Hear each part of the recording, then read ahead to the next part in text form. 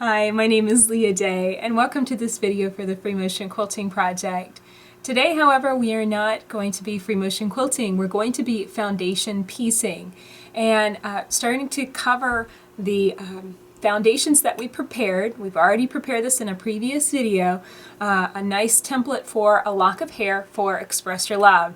And we're going to take that base and that foundation and add strips of fabric so we have a nice variety of colors. We have a nice texture being created in the piecing. And we're going to do this really easily on the sewing machine. Foundation piecing, I really love it because you almost don't have to think about it. There's very little room for error. I mean, it's very hard to make a mistake, I guess is the best way of saying that. It's hard to make a mistake because you're working on a foundation of fabric, and so even if there maybe is some kind of gap in your stitching or some of the stitches come loose, well, you've still got fabric there, so the quilt is going to be secure, it's going to be fine. And this is really just yet another step in this process of creating this piece version of Express Your Love. These pieces are going to then be turned into appliques, but that's later on down in the process. Right now, we just simply need to take the piece that I'm working on right now and cover it with red fabric. So let's get started. First off, you'll see I've got my variety of red fabrics, and I'm using solids, so red solid fabrics, and red batiks that read as solid. They're kind of model looking. They're really pretty. I'm not going to use prints on this, but of course you absolutely can. It's entirely up to you. I've cut these to be about a 1.5 or to 1 inches. So I've got some really narrow, tiny little strips, and I've got some kind of wider strips. I'm not going to go anywhere beyond 2 inches with this. I really want these pieces to stay kind of narrow so we can create a nice arrangement. And here is I'm going to get all this fabric out of the way so that way we can get started. This is the foundation. And you might not be able to see this, but I've gone through with my fine line pen and just marked some general guidelines. I kind of want the fabric to angle. I want to work on a diagonal off this tip, and so these are just general lines. I'm not going to use this by any means as a piecing guide or anything like that.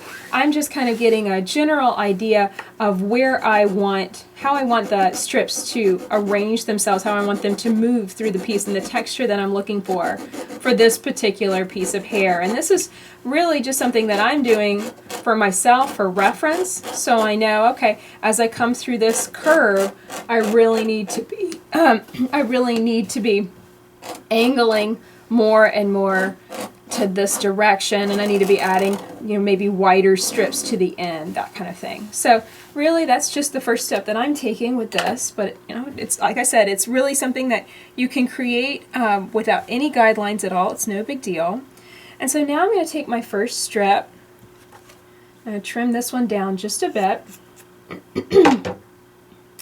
And I want to set it here. I want at least a 1/2 inch, if not a full inch, all the way around this foundation. I want this to be completely covered and have a lot of scraps of fabric to extend way beyond the foundation. And that's kind of a nice way of using up so many scraps at the same time. So I'm just going to take a piece that is much bigger than that piece that I'm needing on all sides. And I'm going to double and triple check that it's right. That's covering that piece completely. I'm just going to lay it down. And now I'm going to find my next color. And this is going to be kind of one of those things where I'm going back and forth and trying to show you how I'm doing this. If things aren't quite clear, of course, just remember you can always ask a question. I'm playing with some new camera angles here, and they're not exactly perfect yet. So it's always a work in progress. Alright, so I've got my 2 strips, and if you're using prints, just remember you want these to be right sides together. Just remember to note that. And so now I'm going to just get this in my machine and stitch through it. And the thing I really love about this Bernina patchwork foot, this foot has a 1/4 inch on both sides of it, so I can piece to this side. This is the normal side of the machine to kind of line your fabrics up on, while I'm piecing off of this side instead, and that's perfectly fine. Although, one other thing, you actually don't have to keep a 1/4 inch seam allowance on the piece that I've already done. I did not maintain a 1/4 inch, and it was perfectly fine. It was no big deal. Okay, and this time I am actually not going to be using my scrap charger because it's easier to just pull the threads up and cut them. So I'm going to get rid of that. Okay, and so here we go. We've got our foundation stitched through with our 2 pieces of fabric, and I'm just going to press that open. So I'm finger pressing here, and now I'll take it to the ironing board and give it a nice solid press. So now it's time to add the next strip. So I'm going to lay this out and find another strip of fabric that looks right. I want something a little thicker, I think. And what I love about this technique is it really uses up a lot of scraps, and I've got a pretty big scrap stash that I'm wanting to bust through. So this is just the perfect project to be working on right now. When it comes to guesstimating the length of your strips, you know, you could take this and go all the way, you know, from edge to edge, and that would be perfectly fine. You might waste some fabric in that, but at the same time you'd be completely sure, and it would honestly, it might even be a little easier simply because you can stitch from edge to edge and stitch right off of the edge of the piece. I'm going to kind of clip this out about right here. And another thing is, because I'm working at an angle, I'm not going to match up the edges of these pieces perfectly. I want, if I lift this up, you can maybe see my little line. I want kind of a diagonal here to get started. So I'm going to layer this piece up more like this, and I'm going to ignore this edge. I'm going to be lining my foot up with this edge. So here we go. Just watch out for those thread tails. When they're not secured by a scrap charger or a block before it or something, they can sometimes get sucked down in the machine, and that's really annoying. And like I said, I'm not maintaining any kind of seam allowance. I know that so long as I'm stitching through both pieces, it's going to be perfectly fine. You just want to make sure that both pieces are being secured enough that they're not going to come undone. But you don't have to maintain a real wide. In this situation, 1/4 of an inch is actually pretty wide, but we do want to clip this excess off over here. And so I'm just going to take my pair of scissors, because we ignored the edge of that piece before it, and I'm just going to trim that off just like that. And I could probably end up using that little scrap for another block. So it's really a nice way. I'm using pretty wide strips here, but you can use really tiny pieces with this, and that's perfectly fine. Alright, so just fold it over and kind of finger press it down, and now I'll take it to the ironing board and press again. Now, just in case how I'm lining my pieces up is confusing you, this time when I went to the ironing board, I pressed this piece up, kind of in line with my marks. You can see here, so I have that nice diagonal I'm going for, and then I can just take my scissors and trim right on that crease line. And the edge of my strip is going to be exactly, well, maybe a little smaller because I kind of got a little messy with that. But now the edge of my strip is going to be something I can line up on because it's matching that angle that I marked before.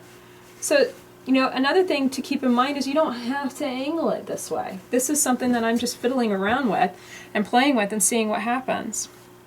Okay, next piece. Let's see, let's do some more red.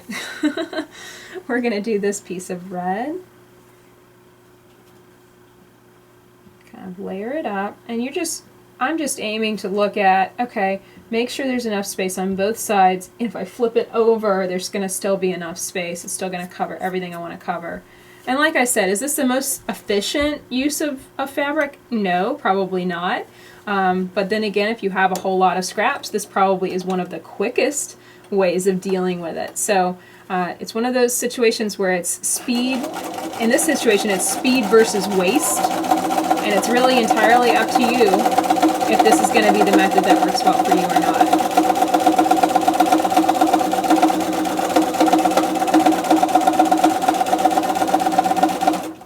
Okay, break this off again. And this might be a situation, actually I'm realizing that the settings on my machine are wrong. I need to stop with my needle up so that way I don't have to do that rotation anymore. And then again, just finger press that over real gently. And you can see how all these different colors of red are already starting to really make a nice effect on the surface of this piece. If we want to look at the back, since we marked that back, you can see we're definitely extending beyond our foundation, and that's really good. The reason I need so much extra fabric on the outside is because this is going to be an applique, because these edges are going to be turned, and as we're going to do a turned edge applique technique with this, and I need some seam allowance. I need a good, 1 inch seam allowance on all sides. So bigger seam allowance, more fabric on the edges is better than less. So keep that in mind. Now to press it.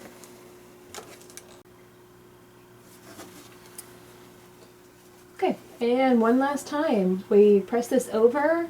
I folded the edge up to match with my diagonal line, how I wanted this to kind of angle, and trimmed it down. And then now here is another piece I'm going to layer right on top and send through the machine.